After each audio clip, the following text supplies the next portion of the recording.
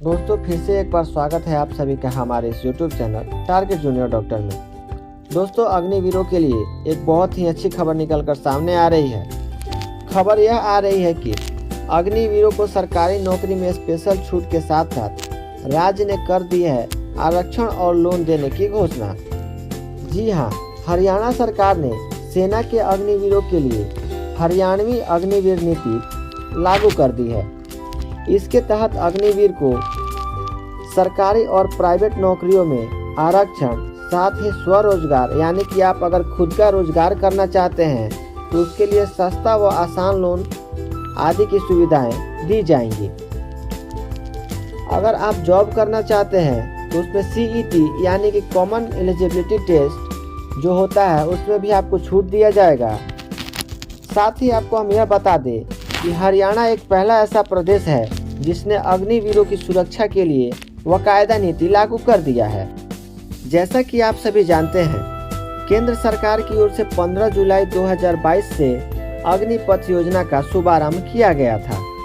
इसके तहत सेनाओं के तीनों अंग यानी कि जल, थल और वायु सेना में अग्निवीर की भर्ती कराई गई थी, जिसमें नियम यह लगाया गया था कि जो 25% अग्निवीर होंगे वो परमानेंट हो जाएंगे, बाकी जो 75% जो अग्निवीर होंगे उनका रिटायरमेंट कर दिया जाएगा। जिसमें हरियाणा के थल, जल और वायु सेना में अग्निवीर का पहला बैच 2026 में रिटायर होगा, जिसमें कि हरियाणा के 4045 नौजवान शामिल हैं। इससे पहले ही हरियाणा ने अग्निपथ योजना के तहत लगे युवाओं के लिए रोजगार की गारंटी दे दी है। इन युवाओं को केवल सरकारी नौकरी में ही आरक्षण नहीं मिलेगा, बल्कि निजी क्षेत्र में भी अगर रोजगार करना चाहते हैं तो कौशल विकास के तहत और स्वरोजगार के तहत सरकार पूरी मदद करेगी। अब आइए आपको बताते हैं कि अग्निवीर के जो जवान होंगे उनको कौन कौन से विभाग में जॉब मिलेगी। अग्निवीरों को पुलिस, खनन गार्ड, जेल वार्डन, साथ ही SPO की भर्ती में 10% की हॉरिजॉन्टल आरक्षण दी जाएगी।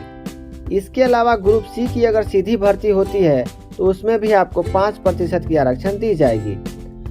अग्निवीर के पहले बैच के युवाओं को 5 वर्ष की आयु सीमा में छूट दी जाएगी। इसके अलावा उन्हें CET एग्जाम में भी इम्पोर्टेंस दी जाएगी।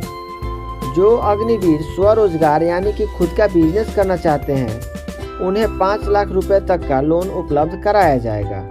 दरअसल हरियाणा के कौशल रोजगार निगम लिमिटेड यानी कि HKRNL के माध्यम से की जाने वाली नियुक्ति में भी अग्निवीर को इम्पोर्टेंस दी जाएगी। इसके अलावा जो उद्योग अग्निवीरों को 30,000 रुपये से अधिक मासिक वेतन पर सेवा में रखते हैं तो उन उद्योगों को सरकार 60,000 रुपये तक का वार्षिक सब्सिडी भी उपलब्ध करवाएगी। जो अग्निवीर प्राइवेट सुरक्षा कर्मी के रूप में सेवा देना चाहते हैं उन्हें गन लाइसेंस प्रदान करने की प्राथमिकता भी सरकार देगी। तो ये आपको खबर सुनकर कैसी लगी?